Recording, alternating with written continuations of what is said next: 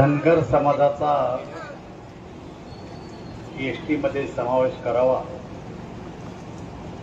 यासाठी उपोषणला बसलेले दीपक बोर्डे त्यांचे सर्व सहकारी आणि या ठिकाणी वाढवणूक करतो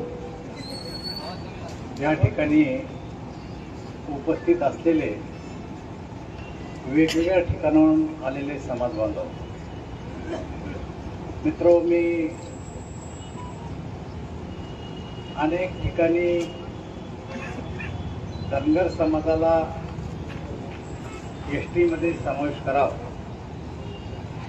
अशा प्रकारचे छोटे मोठे उपोषण केलेले बघितले, मी स्वतः त्यांना भेट दिली. परंतु आपल्या जालना शहरामध्ये हे जे उपोषण सुरू झालं 17 सप्टेंबर या मराठवाड्याच्या स्वातंत्र्य दिनी, तर एक 4-5 दिवस झाले. खरं तर समाजाची मागणी काही आजची नाही आहे, गेल्या अनेक दिवसापासूनची मागणी आहे. या लढ्यामध्ये जे काही या अगोदरचे वरिष्ठ नेते होते त्यांच्या मी सतत संपर्कात होतो, त्यांच्याकडून सगळं ऐकलेलं आहे की धनगर समाजाला एसटी प्रवर्गामध्ये का समाविष्ट करावं. खरं तर वैयक्तिकरित्या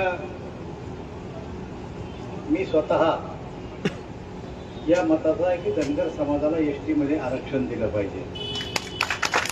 अशा प्रकारचा केवळ मी आलो आणि पाठिंबा दिला असं नाही, माझा पाठिंबा तर आहेच, पण मी लेखी स्वरूपात सुद्धा आज माझा पाठिंबा या ठिकाणी आणलेला आहे.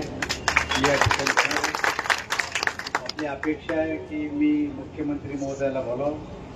मी नक्कीच आपल्या वतीनं या आंदोलनाची पार्श्वभूमी मुख्यमंत्र्यांना तर माहीतच आहे, पण या आंदोलनाची तीव्रता काय, समाज भावना काय, त्या भावनाची तुम्ही दखल घेऊन समाजाला एसटी प्रवर्गामध्ये समाविष्ट करावं अशी मी नक्कीच आपल्या राज्याचे मुख्यमंत्री देवेंद्रजी फडणवीस यांना विनंती करीन. एवढं वचन आश्वासन आपल्याला देतो आणि मी पाठिंब्याचं जे पत्र आणलं ते मी आपल्याकडे देतो.